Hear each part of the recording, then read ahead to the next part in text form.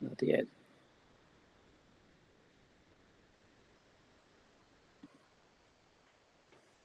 I think it's only sharing the window. Let me see.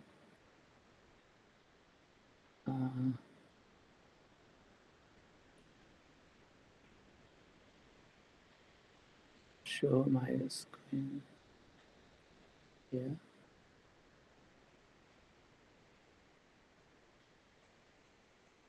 No, this is my screen. Yes, you have to go now to the full screen. Full screen. Let me see. Okay, where is the full screen? One, I think.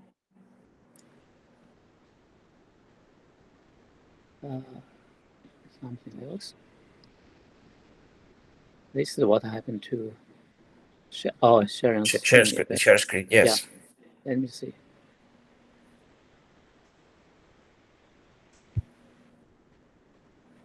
It's not showing my slide, is it? No, not yet. Do you see? Not yet. Okay, let me see. I think probably the best way would be, let me see where it is. Oh, this is. You have to go first to your presentation and then open it up. Yes, yes. What they do? It is open. Let me stop this one. Yes. Restart it. And this is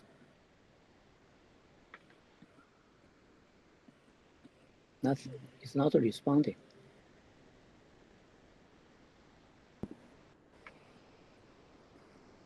If you want, you can send your presentation to me, and I will do it for you, Jidong. Okay, let me see. Yeah, I go into my email.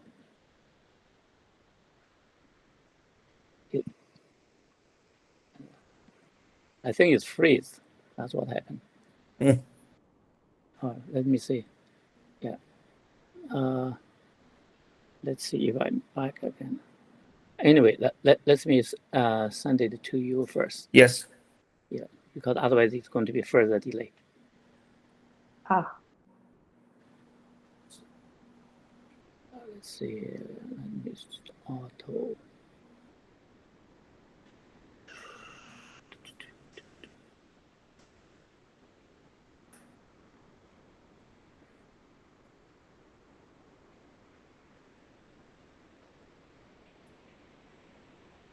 No, this is only our second webinar, so we're still sorting out the wrinkles. Yes. Indeed.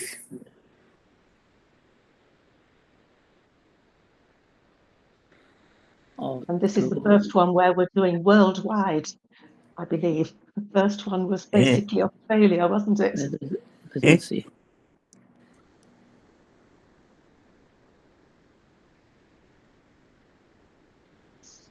Okay, I'm sending you now.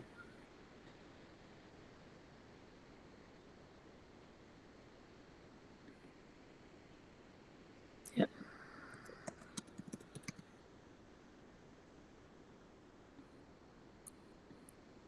Yeah, as far as I can see, our attendees are from all parts of the world as well, which is good.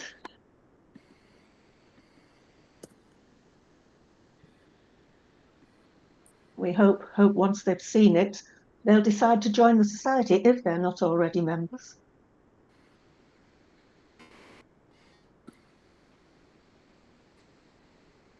It's loading to my your email, then I will send to you. Yes, I'll let you know as soon as I get it. Yeah.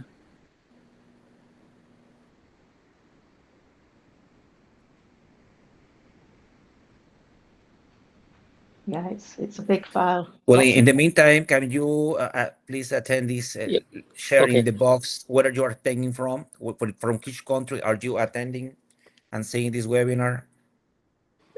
Send it over to you now, Otto. Okay, thank you. Yeah, let's check. Yeah.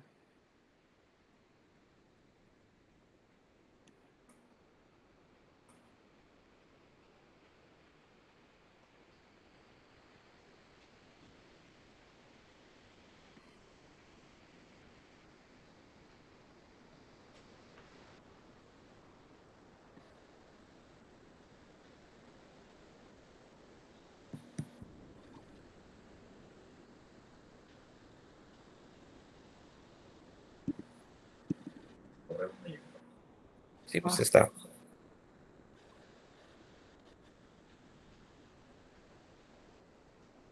Wonderful. Yes. Yes, the African continent represented.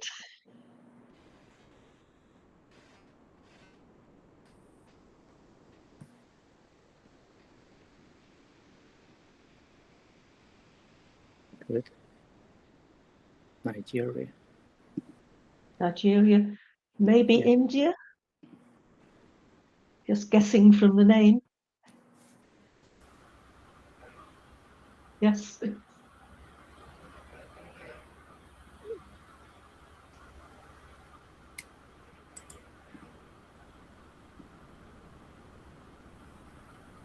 And Eastern Europe, one of the Eastern European countries, I think.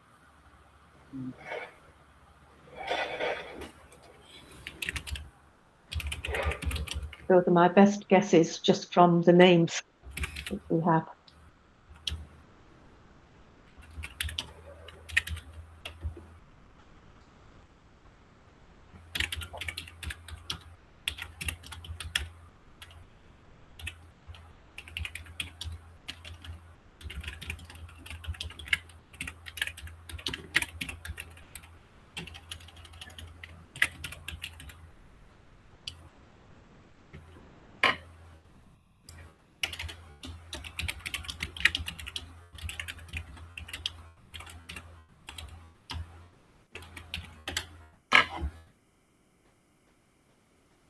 Did you receive it? Hey, Germany.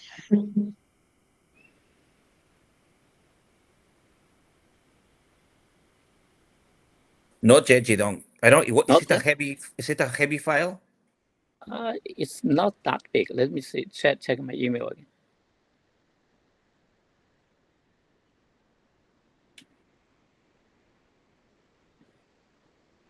It took a little while for me to get your last email, Otto. Okay.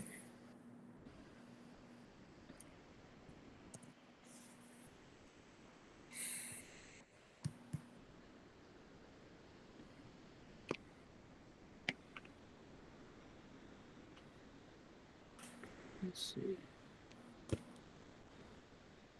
Send.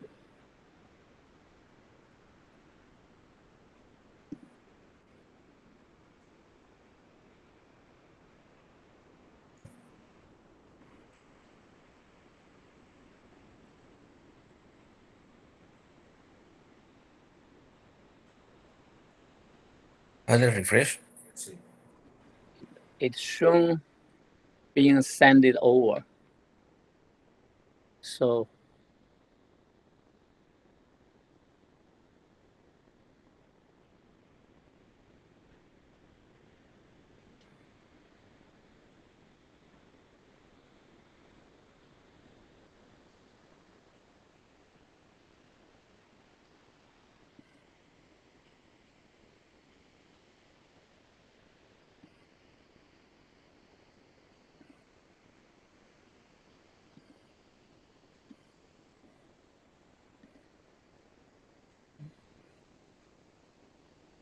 you can try, I'm and I'll. No. no. Well, in the meantime, we can do it. I think I will propose to you that we switch places, so Chris would start. I will go first. Yeah. Yes. Do you agree? Yes. Sure. Okay. Okay. Yeah. Please. Okay. So.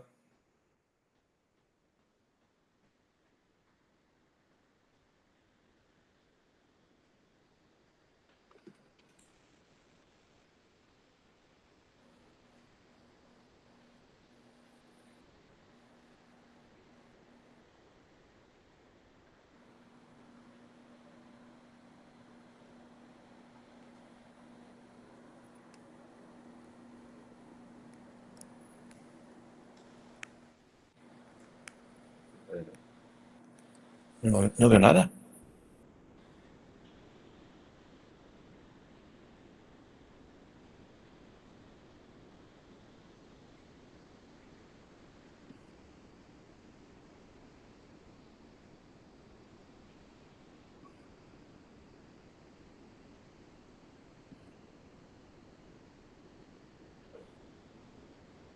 Aha.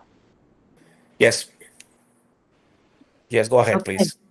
That's it, right. Yes. Okay, well, you haven't yet found out how microorganisms cause problems of deterioration on historic buildings, but you will find out. Meanwhile, I'm going to tell you how we might stop that or remediate it. Next, please. Next slide. I can't do it, can I? Oh, yes, thank you.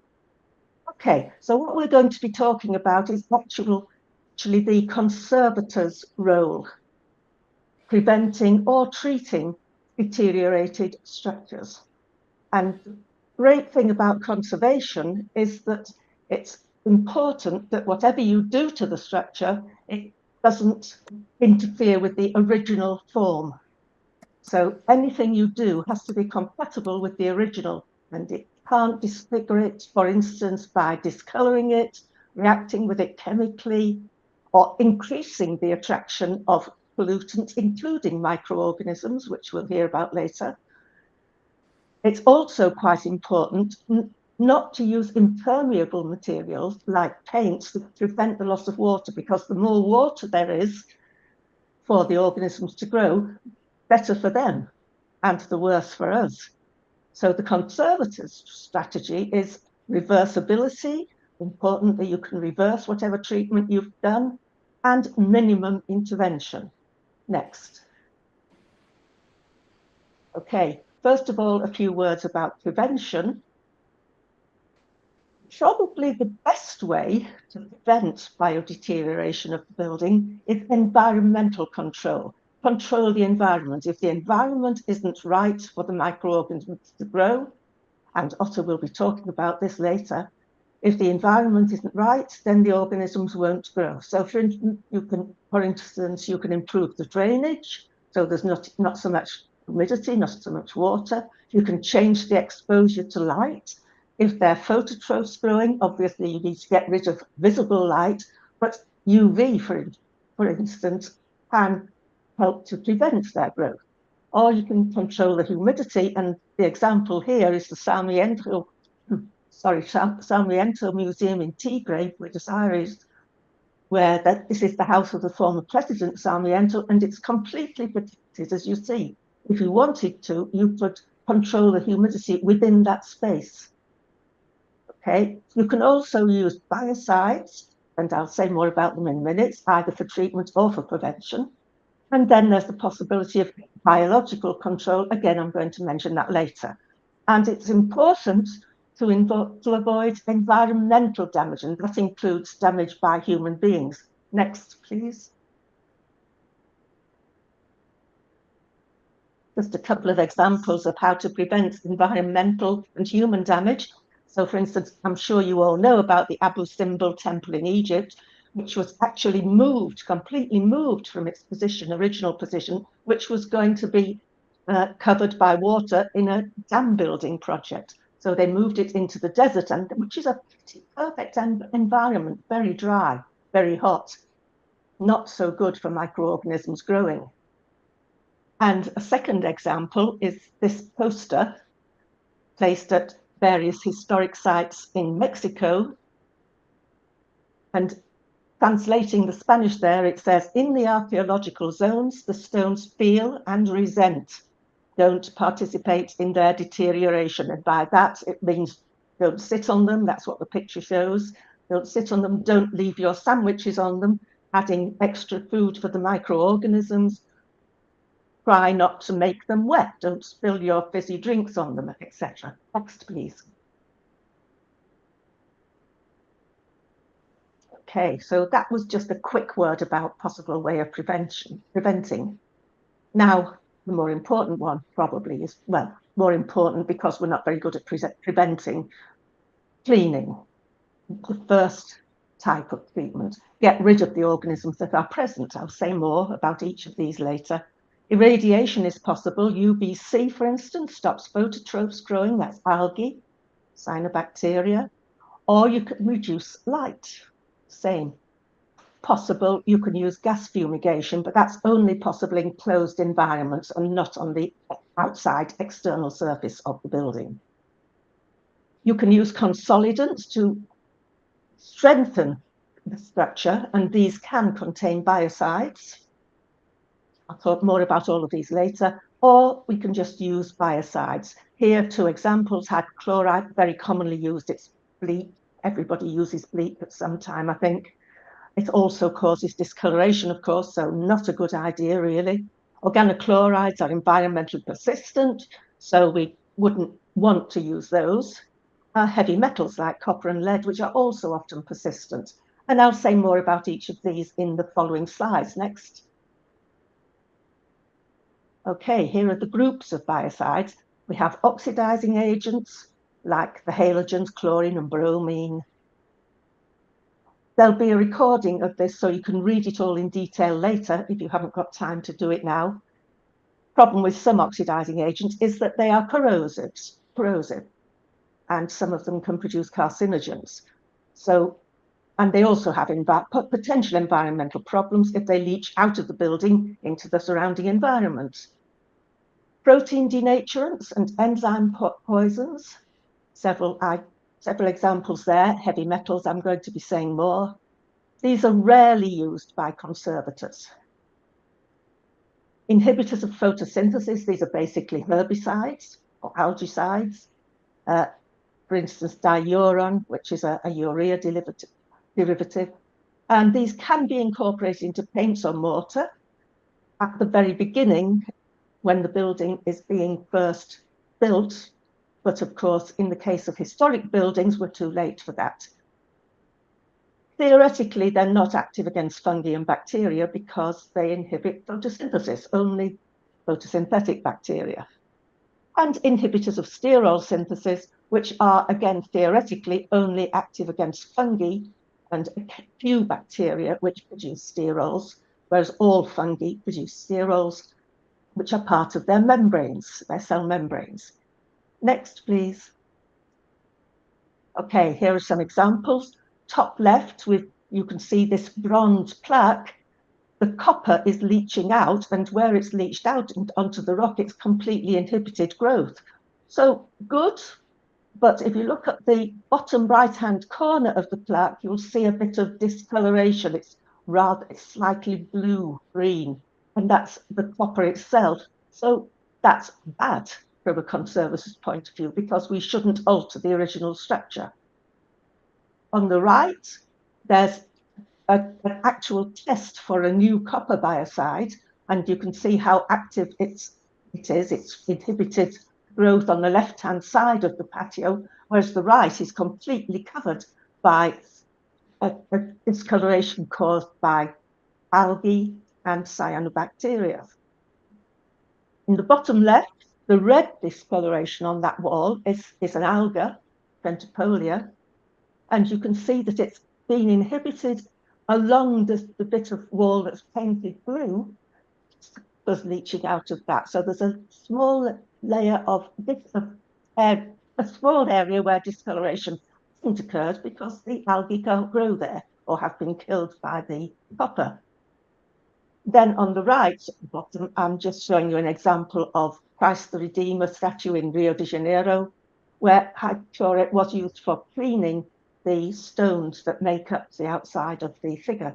Next.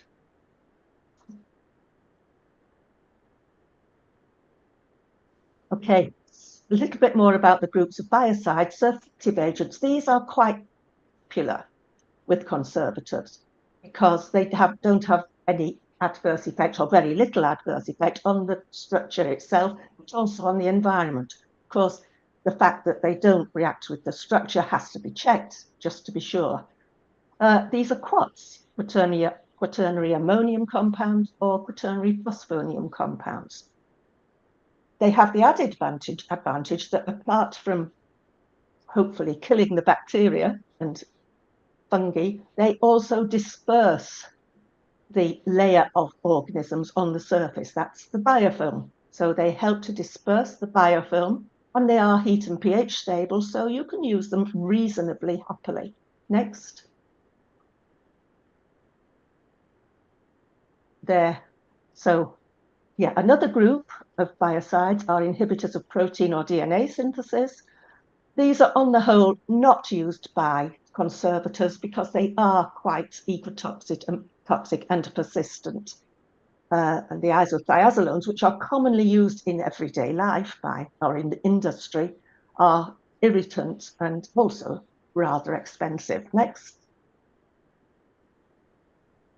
Okay, more common nowadays, more popular, are the nanoparticle biocides. These are metal oxides of nano size, 1 to 100 nanometers across, and they can be used preventatively or sometimes for treatment. So they are oxides of potassium, silver, zinc, copper, gold. The best known one, however, is anatase, which is titanium dioxide. This particular one always requires UV light for activation, so you have to have it in the light but normally we're trying to protect the outside of a building, so that's fine. In fact, quite a lot of the nanoparticles, the oxides, do require to be activated by UV. But, you know, enough, what's in the atmosphere normally is enough. The example you'll all have heard of self-cleaning glass, and it's self-cleaning because it has a layer of titanium dioxide on the surface. So if organisms land on it, they die and slough off. It's very effective, really. Down the bottom on the left, you can see some titanium dioxide nanoparticles surrounding bacterial cells. So that gives you an idea of their size compared to a small bacterial cell. Very small. And on the right, this is the way in which nanoparticles are activated. At times outside the cell, they release ions. The ions are the active form of the biocide, but sometimes they have to be taken up and the ions released inside the cell. Once either the ions are taken up from outside or they're released within the cell, then they exert their effect, which includes damage to DNA, damage to proteins, damage to the production of energy via ATP, and the production of ROS, reactive oxygen substances, which are pretty damaging to the cell itself and therefore hopefully kill bacteria. Next. Okay, obviously everything has disadvantages. Problems of biocide treatment are that the microbial populations are already resistant to the biocide, in which case you know that already because you've tested it and you will not have used that biocide. But if you have used a biocide, even for a reasonable length of time, then the microorganisms can become resistant to it. Then you would have to change. Sometimes you can't use a biocide because it's just not compatible with the substrate, with the stone, for instance. But you will test that again at the beginning, so you know not to use it. Sometimes the biocide's inactivated by environmental factors, for instance, hydrogen sulfide, which may be produced by some of the microorganisms. And there may be, of course, non-susceptible microorganisms. Many microorganisms are not susceptible to quite a range of biocides. Or maybe the biocide won't actually get to the surface of the structure, to the stone. It's usually stone. So it may not penetrate that layer that you're trying to kill, or it may be broken down by the organisms in the surface film. These are the biofilms, biological films on the surface. Next, biofilms are really important. Here are some of them. Top 3 pictures show you 3 different types of biofilms they're all bacteria, I think, various types of bacteria there. But of course, they can contain fungi as well, and algae. And at the bottom, back, please. Yeah, at the bottom, there's a picture of a biofilm showing you that there are various layers on the bulk fluid is on the outside there, the upper surface, that there are areas of rapid growth, which are the one on the outside nearest to the oxygen, and slower growth within. Okay, next now. Yes, thank you. So these biofilms need to be got rid of. If possible, it would be good to remove them before you treat with the biofilm. That's not always possible because the cells not only grow on the surface, they can actually penetrate into the stone. And here, this is a confocal laser scanning micrograph of cyanobacteria, which need light officially for growth, but nevertheless, they have penetrated into the stone, and there they are 4 millimeters below the surface. This is a soapstone from a Brazilian church. Next. Okay, now, conservators don't like to change things. They like everything as it is, or preferably as it was. So adding biocides is not something they want to do. Now people are looking at the possibility of using natural biocides, natural substances, so you're not adding something foreign. These are secondary metabolites, like phenolic acids, flavonoids, alkaloids, plant essential oils, are the ones that are probably most being investigated at the moment. These are mostly terpenoids and phenolics. The advantage is that they are biodegradable, so that satisfies the requirement for reversibility of the treatment. But the problem is there's a lot of work going on, a lot of research, but they have not yet shown to be fully effective. Next. Okay. Biological organisms can be used in other ways. They can help with conservation rather than requiring conservation. So in bioconservation, we have, for instance, biocontrol, where living organisms or their products, which we said a minute ago, are used to protect the buildings against the growth. Biocleaning is where organisms can be used to clean building surfaces, and bioconsolidation, where the organisms can be used to restore damaged building structures, for instance, reducing porosity, increasing durability, hardness. Next. So just a couple of examples of biocontrol. Bacillus thuringiensis, which is a spore-producing bacterium, has been shown to protect wooden structures against insect infestations because the spores are insecticidal. It was tried out in Caracas.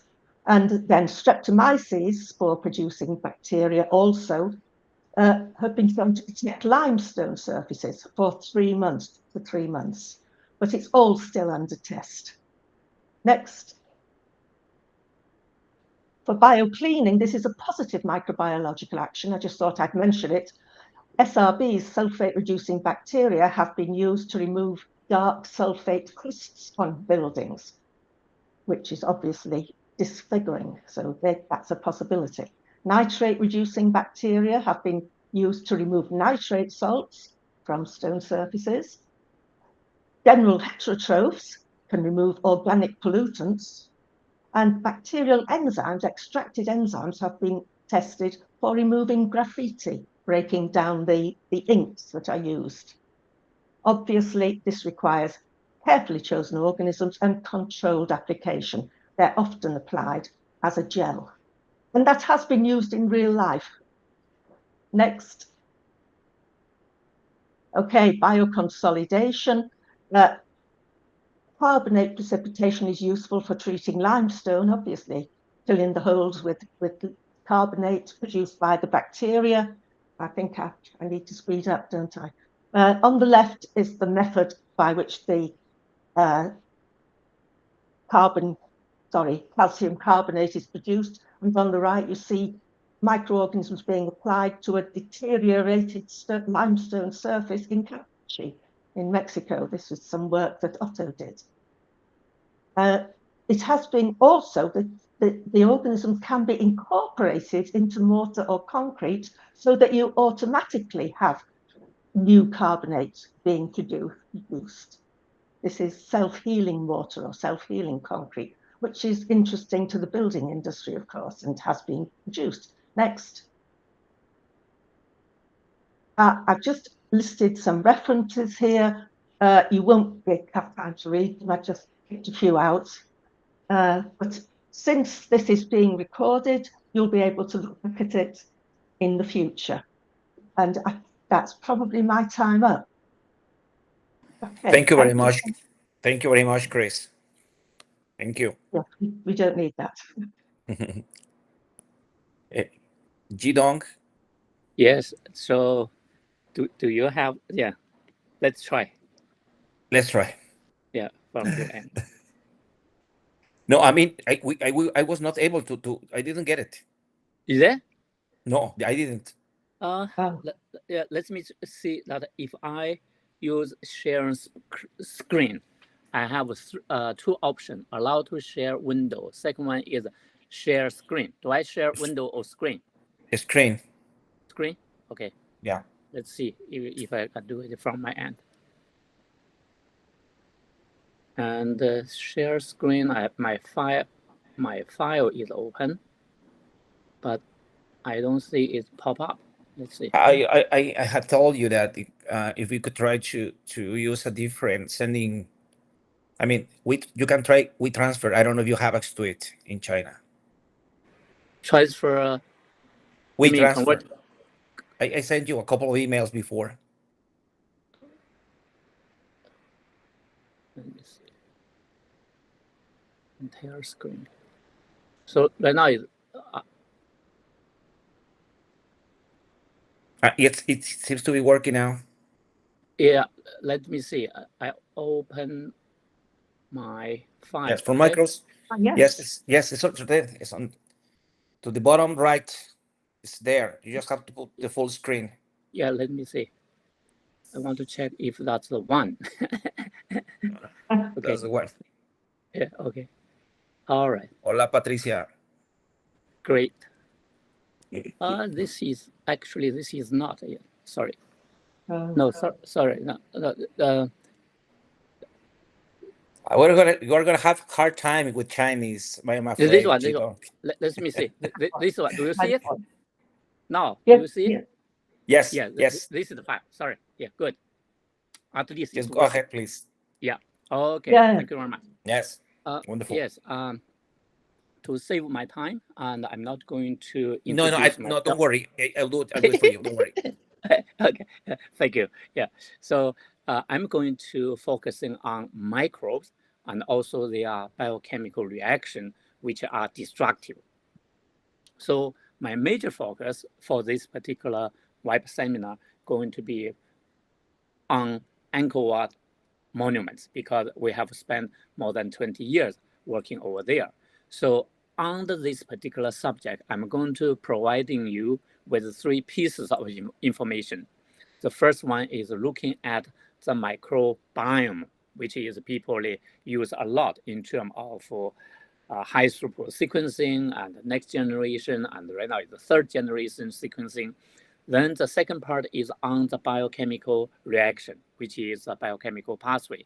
The third one is which pathway or which reaction which are destructive. So those are the 3 components which are connected, and I'm going to provide you some cases.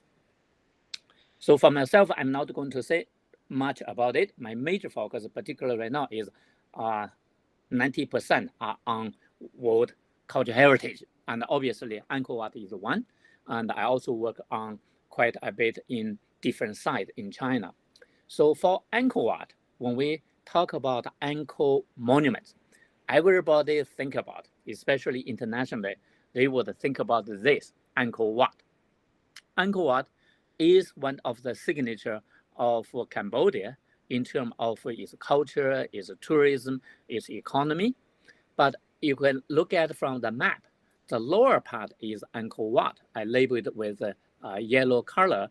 But if you move 1.5 kilometer north, which would be Angkor Thom. By being Angkor Thom, what does that mean is Angkor Thom is a city, but Angkor Wat is only one monument.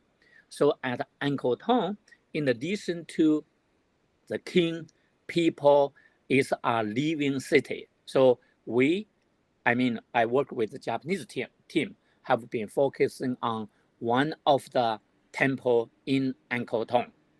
So currently, if you are visiting Cambodia, especially Angkor Wat, when you are going to Angkor Thom, the Angkor city, this is a south entrance. So tourists come over here through this entrance, going into the city. Then they can visit the temple. This would be Biome Temple. There are also other sites, including the palace, but it's a ruin. Basically, you do not see anything fancy, only the foundation. So for Angkor Thom, the Biome Temple within the city, you can see that the condition of this temple is really very, very badly destroyed compared with Angkor Wat. And for the arrow, you can see they were pillar stone missing. And in the initial restoration, the French people were using concrete and steel. And then on this part, I highlighted with green, blue color. You can see that part of the roof, which is the tower, is missing, leaving the wall completely exposed, because on all of the wall, they are carving, because the carving important for understanding Khmer culture. And right now, the only way to reading their culture and their past is depending on the visibility of the carvings. So for Biome Temple, people coming here to see the carving, people also coming to see the Khmer smile, because on each of the 47 towers at Biome Temple, each of the tower has 4 different faces, facing each of the cardinal direction. And each of the faces is different. So there is no duplicated faces over there. But on the surface of the faces, you can see they are different color, and the intensive color, the color are due to microorganisms. So to study microorganisms on sandstone, the first thing is to developing an acceptable technique. The technique means you cannot use a knife, you cannot use a hammer. So how can you take the sample off from the surface of the stone? So this is a particular technique which has been developed working with Japanese Space Agency. So this is a prefabricated sampling taking device. And by just bending it, you will be able to open it. When you open it, there are 2 pieces, but the small square, you can see the transparent square, is a very sticky plastic. So in the center part is a sticky one, and you can put it on the surface. And after putting on the surface, you simply use your thumb to use pressure to push. Then the surface material, including biofilm and also degraded sandstone material, would be able to attach onto the surface. So you close it up, then you have your first sample. So by using this particular sampling procedure, we were able to take 40 samples at one location. In this way, we would be able to show the spatial distribution of the different microorganisms, but I'm not going to show you the result here. So right now we are entering this post-gene age. So what we are doing is on the right-hand side, most of our study are cultural independent. And previously, before PCR and DNA, we depending on cultural microorganism and then study the microorganism purification and biochemical pathway. But right now, we are using sequence and sequencing. And this would be either mitogenomic, and it could also mitotranscriptomics. So either way, what we are doing is, for example, we take one sample from Gaylarde 42, the biofilm, we extracting DNA and data sequencing, then we are able to see that the dominant microorganism in the sample are cyanobacteria, almost 50%. And then the next one would be Bacteroides, followed by archaea. Initially, when we have this result, we will see they were so high population of archaea, we were puzzled. We didn't know what happened. But later on, I'm going to tell the story about it. This particular approach using DNA approach to sequencing microorganisms, getting the community of a sample is very successful. There is no problem with it to get the composition of a microorganism, including the active microorganism, if we are using RNA as a template. But anything has two sides, and especially in this particular case. But in this case, what is missing from this sequencing, including right now with all the different bioinformatics analysis, the true biochemical function of the organism are not available. So basically, we know who are there, but we do not know what they are doing, especially which one is doing the harm to the sandstone. So with that, in the first 5 years of our work, and we found that on the sandstone surface and inside the sandstone, we can use field paper to concentrating the water, and then we analyze on site what is the concentration of ammonia, nitrite, and nitrate. And repetitively, we found that the nitrate concentration is always 400 times higher than ammonia. This is very abnormal and is really a very strange situation. So with this one as the starting point, what we did, we spent the last more than 10 years, and then we have been able to show that ammonia was being oxidized to nitrite through nitrate through nitrite. This is the oxidation process. But afterward, the nitrate was not being removed through reduction very effectively as nitrogen gas. And this particular reaction is simple. It's showing the biochemical reaction. But within the biochemical reaction, the microorganism responsible for the reaction was something we were focusing on. So at the beginning, using both genomic DNA and then RNA, we were able to show that ammonia oxidation to nitrite and then to nitrate was dominated or driven by AOA, ammonia oxidizing archaea, not ammonia oxidizing bacteria. So archaea was the third member as a dominant group on the sandstone is being answered in this way because ammonia oxidation was a link to it. So for the first time, we were able to find that AOA was on sandstone cultural heritage. After that, we also found that ammonia oxidizing to nitrate by this completely ammonia oxidizing bacteria called Comomox bacteria was also on sandstone monument. Probably you are going to say that why you worry too much about ammonia oxidation by AOA, AOB, or Comomox. The story is because ammonia oxidation by AOA and Comomox producing nitrate, at the same time, they producing acidity, acid. Acid is a very, very actually is a very stronger agent to attacking the mineral in the sandstone. So when this process is ongoing and active, then there would be dissolution of mineral. In addition to that, we also found that nitrate, as I told you, that nitrate concentration is 400 times higher than the reactant ammonia, but this is not a sustainable condition because it's too high. This would not allow ammonia oxidation continuously to proceed.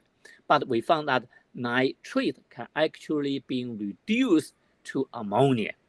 So in doing so, there were new ammonia being produced, and ammonia can also be further oxidized and then producing more acidity.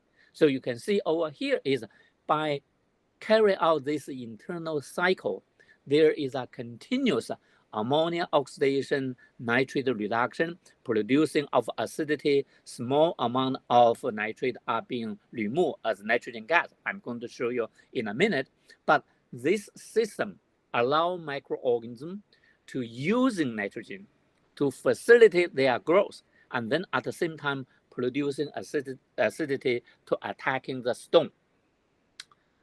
So to answer the question if denitrification was active to producing nitrogen gas, there are two processes contributing to the production of dinitrogen. One is called NMOX reaction, but NMOX reaction depending on ammonia and nitrite. These two are going to be coupled. And then denitrification is depending on nitrate. So these two reactions are different.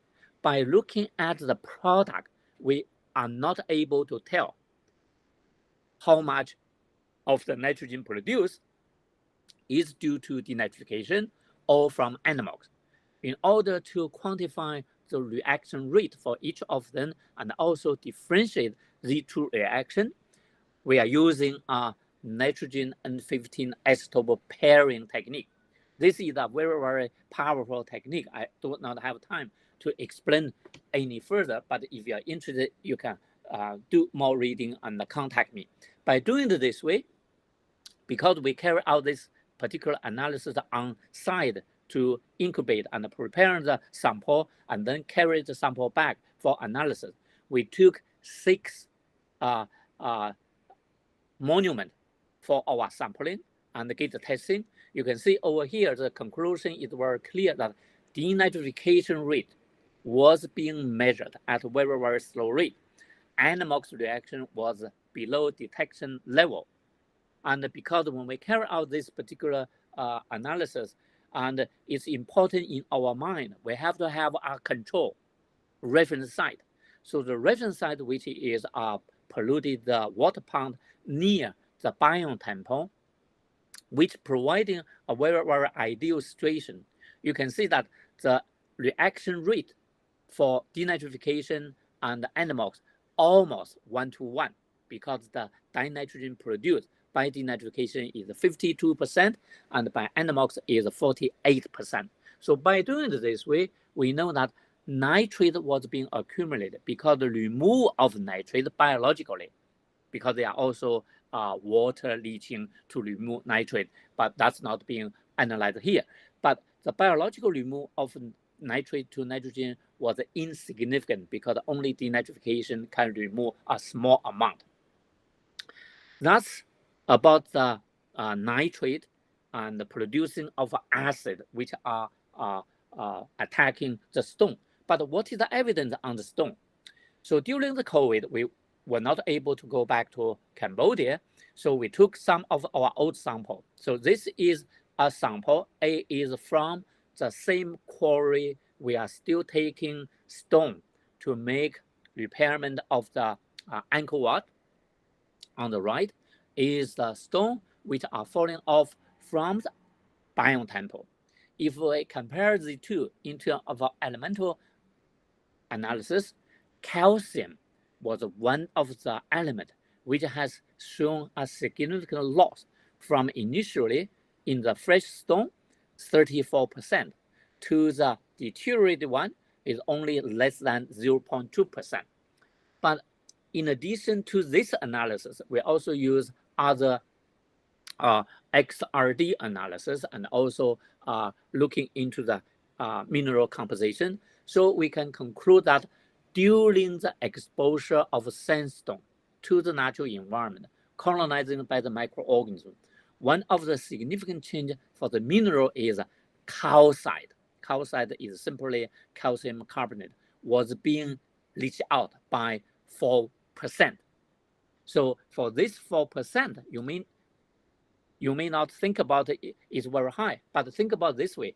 By increasing 4% porosity of the stone, we are able to allow more water to retain in the sandstone. When there are more pore space, more water, and this water can stay in the sandstone longer because they are not going to be subject to gravitation. They are capillary water mostly. They can supporting microbial growth. So by doing it this way, we are able to form a new structure of the research and also new concept, which is the ammonia oxidation, transformation of ammonia producing acidity, attacking the sandstone, which enlarge the porosity, and then to allow more water to be retained in the sandstone, which is providing the basis for the life, which are microorganisms. So to summarize, I have to say here is, first thing is different civilization use different material, especially for Europe and South America, peoples use stone. But in Asia, and especially Northeast Asia, people use wood. Southeast Asia, Cambodia, they use stone also. And the interaction among temperature, water, and salt are important to the destruction of the sandstone. But in the process, microorganisms contribute their role. The role is they colonize the surface, they modify the surface, and they leaching the mineral selectively, and then to increasing porosity. By increasing porosity, they are able to allow water to be retained, and then more active microbial growth. So in this process, we were focusing more on the nitrogen-related reaction, but actually there is a sulfur transformation-related reaction which are taking place on the sandstone. And in my talk here, I am focusing on bacteria, archaea. I didn't touch on anything about the fungi, but the fungi is also involved. So by saying this, you can see that there are still plenty of opportunity to do research on cultural heritage biodeterioration. So by saying that, I want to thank my financial supporter from Japanese trust fund, which is from Japanese government to the Cambodia government for permission, and Hong Kong RGC CRF, which is a research grant, and right now is by the National Natural Science Foundation of China. Particularly right now is I'm working at Guangdong Technion Israeli Institute of Technology. So a lot of the resources are from my home institution now. And finally, I want to thank the attendees. And if you have any question, and you can asking through this webinar. And if you want to send email later on to contact me, that would be also fine. So I would finish my short talk here. Thank you very much. Thank you very much, Idong. Thank you. Okay, I will So, yeah. So the last but not the least, I will share with you our presentation about a very basic assessment and discussion about the environmental determinants of stone colonization by microorganisms. So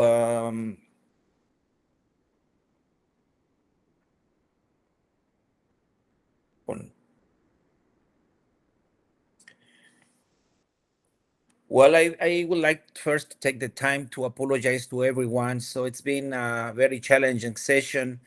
We are working here in Mexico. It's almost 4 o'clock in the morning. We have already discussed before people join to the seminar that in London is almost 12 and in China is 6. So it's really a worldwide webinar that we are attending. I think these challenges will help us improve in the next and the following seminars. So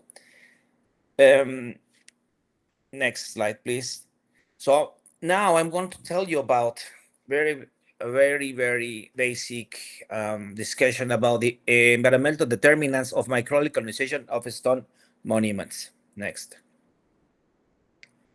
So I think we have been, Chris and Jidong's presentation have provided a very nice, interesting background about the consequences and the relevance of the microbes growing over surfaces. So from the ecological perspective, the niche, the habitat on which microbial biofilms grow over surfaces can be found in the literature either as aeroterrestrial or subaerial habitats. And this is exactly what we see when we find these organisms which grow in the interface of this physical substratum and the surrounding atmospheric environment. And one of the things we can realize is that cultural heritage is exposed to a range of climates. It can range from the desert to, for example, a temperate environment in an alpine system, for example, in case in Peru, in Machu Picchu, or the Mayan sites in southern Mexico and Central America, such as the case of Tikal, or even as just Gidong's presented in Angkor Wat. So this is the climate, which is its difference is heterogeneous, to which the built cultural heritage is exposed, but also in this case the properties of the substratum. The talks before presenting this one have already said that the relevance of the properties of a stone, which regulate the bioreceptivity, which is the property of basically is the property by which the substratum gets is colonized by a range of organisms. Next, please.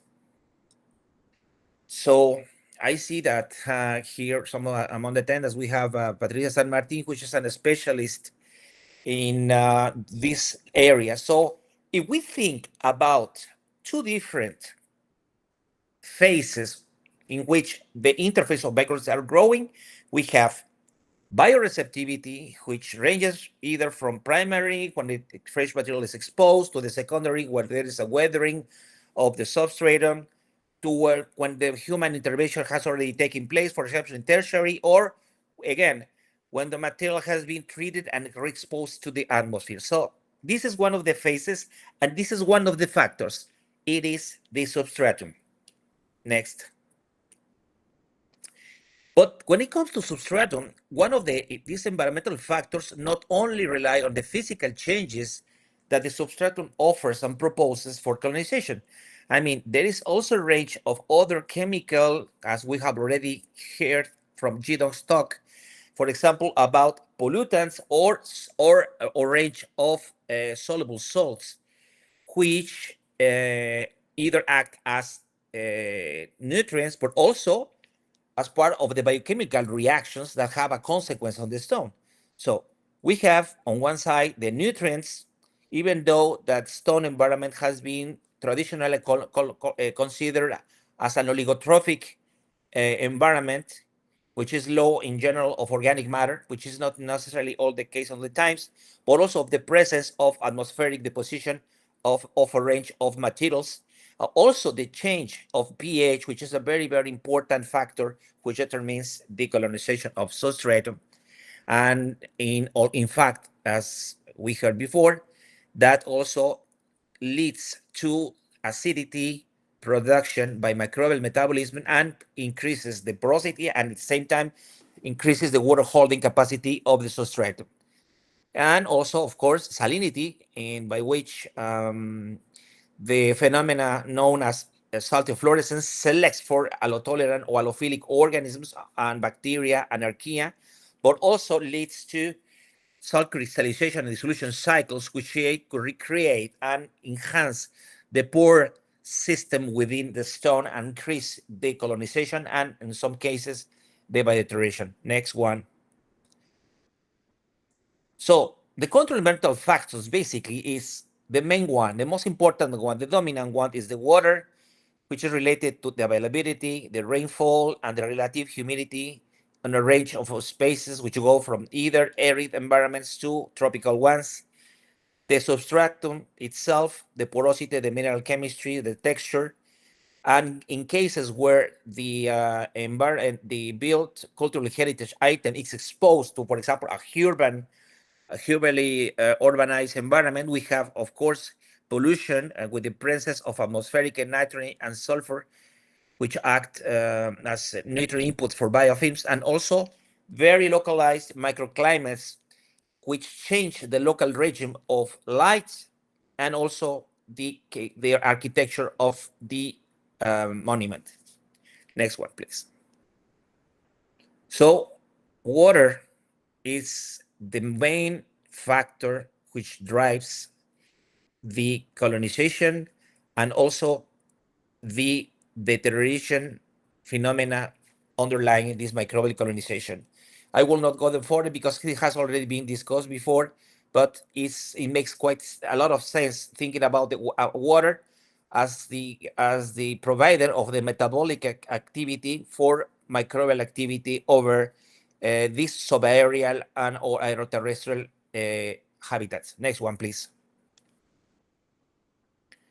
So this humidity and moisture there is an engine of microbial growth, and we see there is a lot of heterogeneity when it comes to the discussion of the water availability, because there is a difference between surfaces which are sheltered or exposed, for example, indoor versus outdoor or sheltered surfaces in terms of the growth of organisms, and also the regimes which change also as a function of the season, because it's not the same thing to have an environment and building exposed under, for example, in the Mayan area in the dry season, with where water is really restrained in terms of the presence, or when we have a very heavy rainy season when water is not really a limiting factor. Next one, please. So again, also the sunlight and UV radiation, they shape the identity of the colonizers, and we already know, and it goes beyond the discussion of this section, regarding the presence. So just to mention that light is a very important a biotic controlling factor for the colonization, in particular for organisms, photosynthetic organisms. Next one, please. So the microclimate really explains the fine scale colonization patterns. So this has been in fact used, and as I will mention later, by local restorers and also archaeologists, in terms that to try to understand how local conditions at wall surfaces, either shelter niches or interiors, can override the regional climate. So what is important here is the light regime, the relative humidity, and also the thermal gradients that we have, which are, as you can imagine, that on certain conditions, very important. The span of the thermal amplitude is important. Next one, please. So by discussing this, as I wanted just to highlight the importance of the heterogeneity in terms of colonization, and that it's very important to bear in mind the notion of environmental gradients. Next one, please. So, for example, it's known, the next one, please, that in this study that was also done in Angkor Wat from Julia Caneva's team, trying to study the local co-occurrence associations of phototrophic organisms. So, and they were able to see that even at the single level of a monument, they were able to see differences in terms of the patterns of colonization. So that means that even though they have the same type of substrate chemistry and presumably also surface characteristics, so the difference was really the difference in terms of the microclimate at the very local scale, at the scale of walls. Next one, please. So in this study, they were able just to by studying the change of colors and also the composition, they were able to see certain associations dominated by mainly Patretifolia or the Cytonema gluecapsum and other phototrophic organisms. Next one.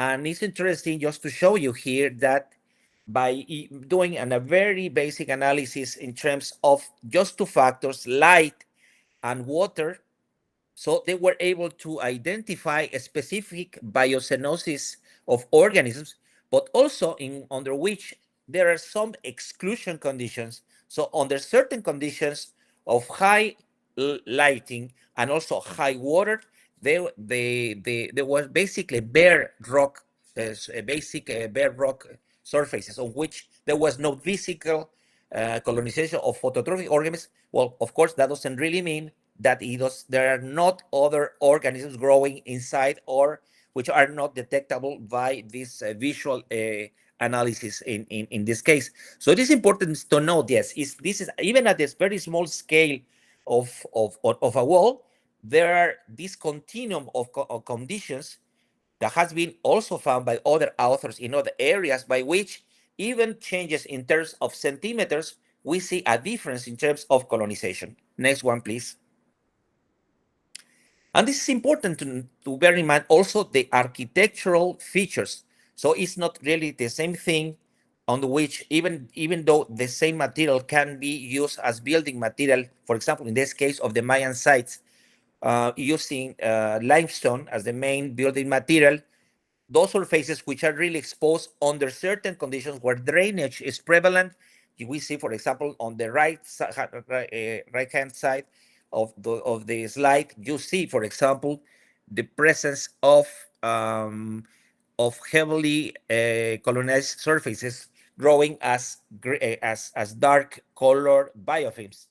But also it means that the geometry in this case, like vertical, horizontal, or sloped surfaces change in terms of mostly the retention of water as a main driving factor. Next one, please. So temperature, once again, is an important factor, even especially for this in these tropical areas, and it's important.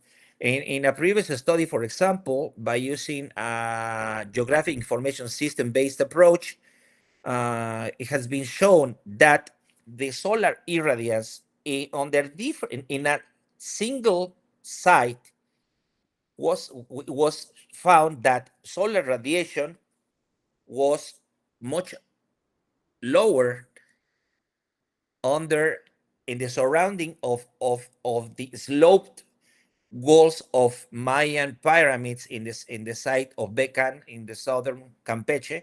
Next one, while under the summer when we're supposed to have higher solar irradiances, we barely see blue areas, which are basically those where there are low incidence of solar radiation. And I would like just to note here that solar radiation is a very important factor because on one side it determines the presence of water, but at the same time it's the temperature of the surface. Next one, please. So I think that one of the things that is done currently by many local restorers and local archaeologists, they use the principle of preventive conservation. And in this slide, I'm showing you that in the site of Tikal, they were using, for example, shelters. So they're using this principle of preventive conservation, which has been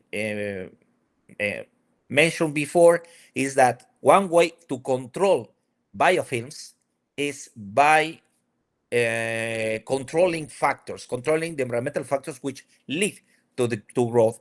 So the preventive conservation is really a proactive measures which are taken, and I quote, to slow down the deterioration instead of using a treatment impacting the surface.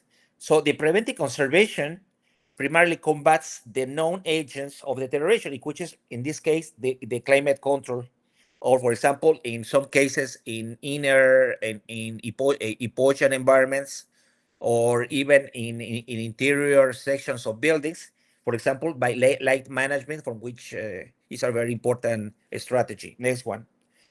So it's interesting to know because, for example, in this study we did before, we were able to see that really there is a difference between those this Mayan mask, which is sheltered by a palm scene, is a shelter. So we see there is a regrowth of biofilm under these conditions. And interestingly, in a recent study by Gidon's group, So it was shown that this protective shade alters the dynamics of the community, the prokaryotic community under and why of is growing on sand. So it was interesting that information that was already highlighted. There is one evidence known about the DNA, the composition, and the other thing which is different in this, I mean, the activity, the function of what is happening. And this is important, this kind of studies, because this is current practice, at least in this part of the world, in Latin America, because these are considered to be green approaches, but also green approaches is because they are cheap to do instead of using other control approaches. Next one, please. So again, it was already highlighted the use that other factors, important factors. So it's we have to see the colonization of stone environments as multifactorial factors which can change spatially, but also change in terms of time. Next one, please. So it's very common to see certain patterns. So we see the same colonization, normally interior surfaces, higher humidities, lower incidence of solar light. So we have more abundant biofilms, which are more homogeneous.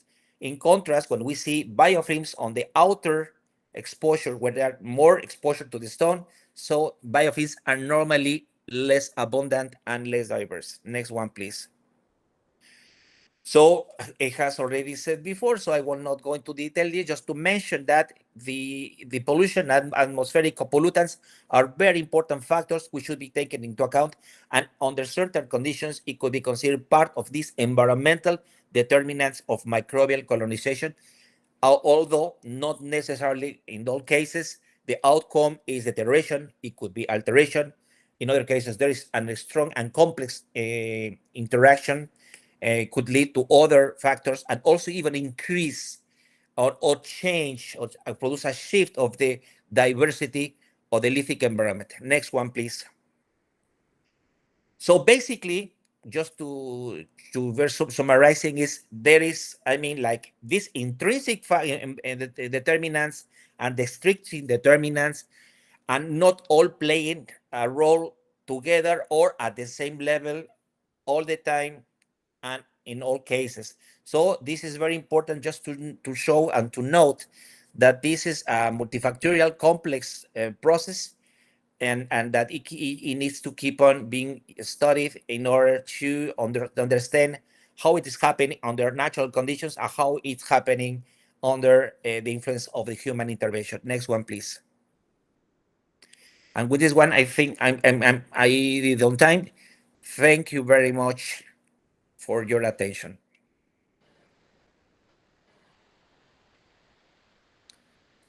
So now, thank you very much.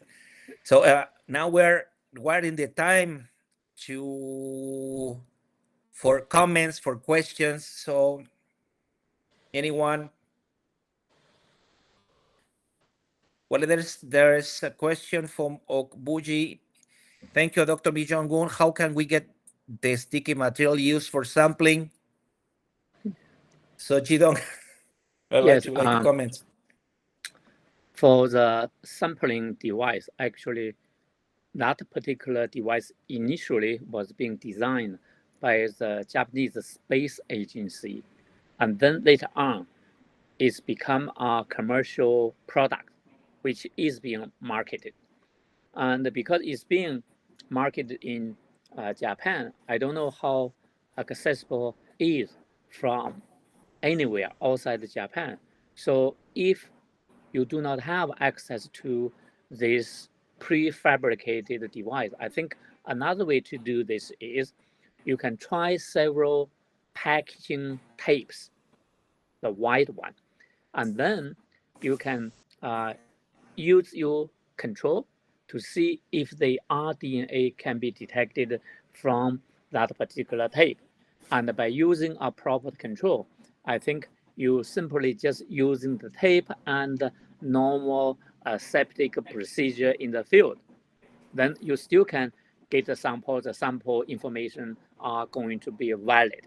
I mean, you should not be stopped because there is no such official device available, then you cannot do this. I think it's better to think about and also to do it in a more innovative way.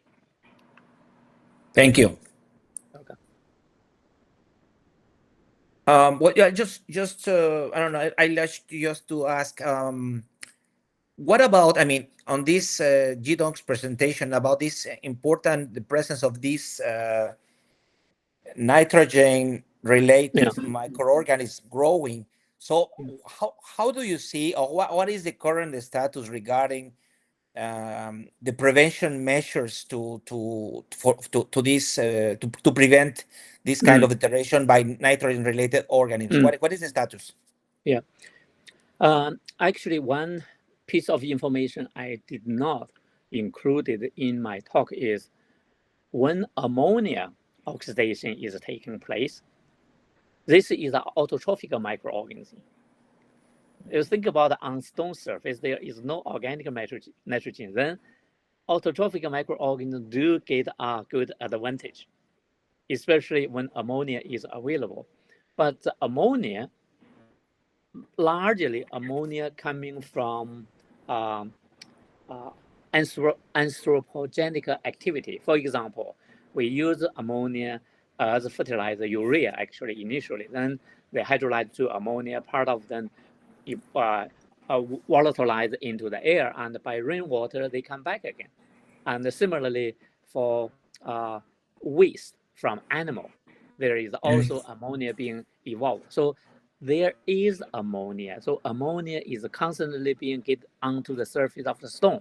And because of that, right now is you can see in the literature when people started to looking at ammonia and the nitrate, especially nitrate, from the European church stone to western part of China. Right now, we are working on southern China and also go to Southeast Asia. All stone has a high concentration of nitrate. So this is Wow. not an incident. It's really a universal phenomenon. And back to how do we stop it, or how do we remediate the high nitrate concentration? Obviously, one way would be using microorganisms, for example, denitrification, but that's going to have a potential damage because you have to put a lot of organic on the surface, including the bug, bacteria. But without doing that, then what we are thinking is try to use the chemical way, through chemical way, to allow nitrate to be reduced to nitrogen gas.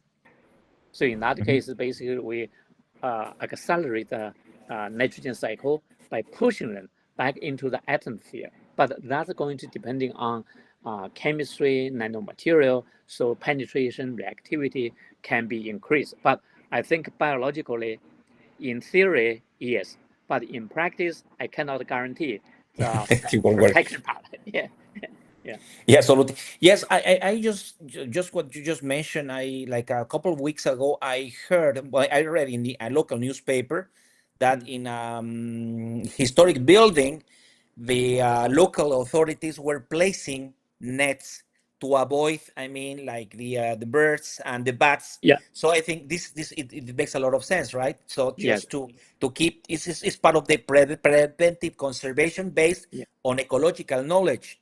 So Yes. knowing that it is a source of Is it? nutrients for these potential organisms, so it would make sense that it's important to do that, right? Yeah. I mean, it's very similar because in Cambodia, because you mention animal, I mean bird. Also, bird. I mean, in Cambodia, it's not bird, it's the bats. Bats, because bats secrete a lot of ammonia. Ammonia. Yeah. Yeah. So that's also contributing to the high concentration of nitrate at Angkor Wat. And right now, that control and relocating them is one of their effort. Yeah. Yes, thank you. Chris, Yeah. could you please comment a little bit more about what your experience, what you know about the usage of these as like these natural products to counter biofilm growth? I mean, what is the experience? What is what you know about that, at least for the Latin American sphere that you already are familiar with? Well, as I said, in fact, it's a good idea, but it's so far not really working that well, fortunately. There are I think as Guy Dong has mentioned, part of the problem is that you put organisms on the surface and basically you lose control of them. So a conservator would not really wish to do that and leave them there. They've got to be removable. And I suppose putting them in a gel, which is one of the ways of application, is one of the ways of making it more controllable because you can peel the gel off. But once you've actually got the gel on the surface, the bugs are going to move into the stone, obviously. It's, well, them is microorganisms can do anything. Are omnipotent. So you put them there, they'll do what they want. So you have to have good control. But it just means constant monitoring, really. I'm not really very hopeful about biotreatments, quite honestly. Yeah. Yeah, we have another question by Dong Penghe. How to prevent the growth and deterioration effectively of stone heritage out of door if the preventative measures such as build a shelter could not be put into practice? Would you like to comment? Well, I'm not quite sure. You mean if you can't use a shelter? Is that the question? If you can't use a shelter, what else can you do? Yeah. Yes, that's what I understood, but I will do it again. Okay. How to prevent the growth and biodeterioration effectively of stone heritage out of door if the preventative measures such as build a shelter could not be put into practice? Yes, Okay. that's it. So yes. What is the alternative to that? Well, biocides. People don't like, of course, and it's not a good idea because you are contaminating the environment with biocide. So it will be broken down because bacteria can do anything; they can break down biocides.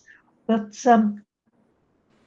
sensibly, what would you do? First of all, you try to do something that doesn't involve actual doing things with the stone. So you try not to use biocides. You can manipulate the environment. Maybe you can. Difficult. I'm not sure. You need to have conservators keeping the place as clean as possible. I suppose you could say that.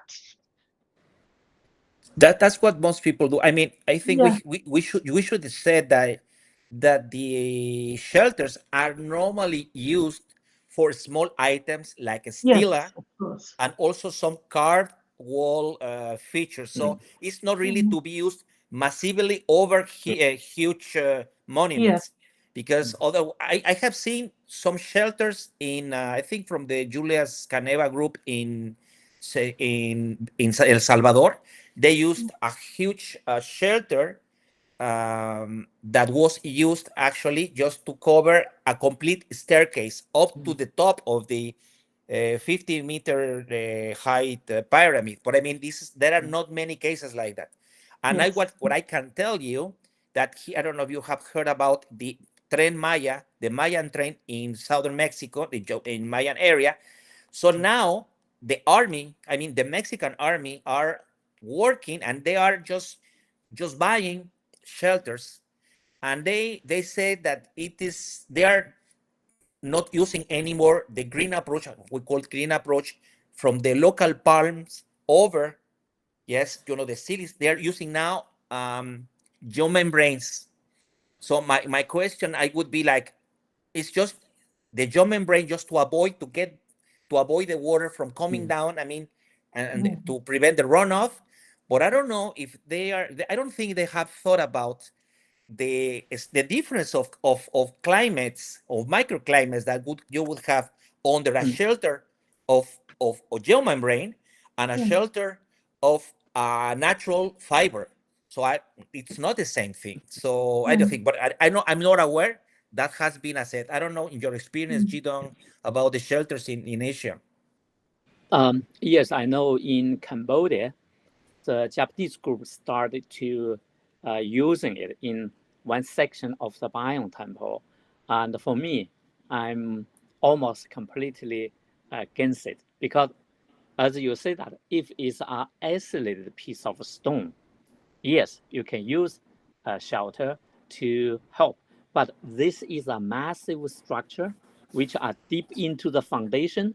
In this case, I think we have to go down to managing of the material, which is looking at the porosity of the material, how water move and how water are being trapped, retained.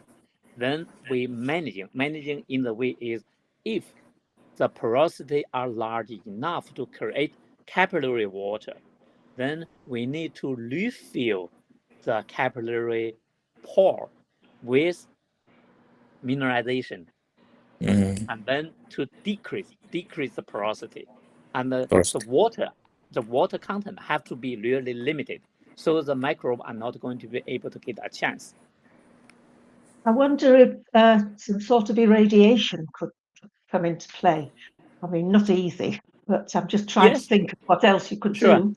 Yeah, I mean that's for short-term Yeah. cleaning maintenance, including for Milan Cathedral to do meticulous cleaning like a dental cleaning. Yes. But Yes, yeah, but absolutely. yeah, there is no guarantee. No. 10 years later, still going We to be will clean. we will we will need to keep on studying and doing research, to show if this works. It could work, Absolutely. and it could work. It could be a really case by case basis, right? Because there are so many Yeah. factors could be taken place. Yeah. Well, I think that's it. That's pretty much the last of our session. I really want to thank our invited speakers, Professor Ji Donggu, Dr. Kirsten Gaylarde, and of course all of you who have been so patient. And I have to apologize for the inconvenience. We I think I promise we will have a much Yeah. better organized session in the second part of this webinar Biodeterioration. Thank you, everyone, and good morning, good afternoon, or good night, wherever you are seeing us. Yeah. Thank you very much. We Thank you do very have a lot much, of Otto. people Bye. in the society who work on Yes, historic please give a buildings. word, Chris. Please, last So, one. Yes. Sure. yeah. Yes, we do have a lot of people in the society who do research on historic monuments and buildings. And if you join our society, it's very reasonable and we're very friendly. Then you will have Yes. Please, so I hope you will decide to join us in our work and IBBS. And I have seen we have many students here. We are a very supportive society towards our young researchers we give and our membership students. rates for students. Yeah. Yes. Thank you very much. Thank you, Great. Chris. Thank you, Yeah. Jidong. Yeah. Thank you very much. Yeah. Everyone, Thank thank you you, very much. everyone. Bye. Thanks, Otto, for the organisation. Thank you. My pleasure. Bye. Bye. Bye. Bye bye. Bye, Jidong. Okay, I'm going.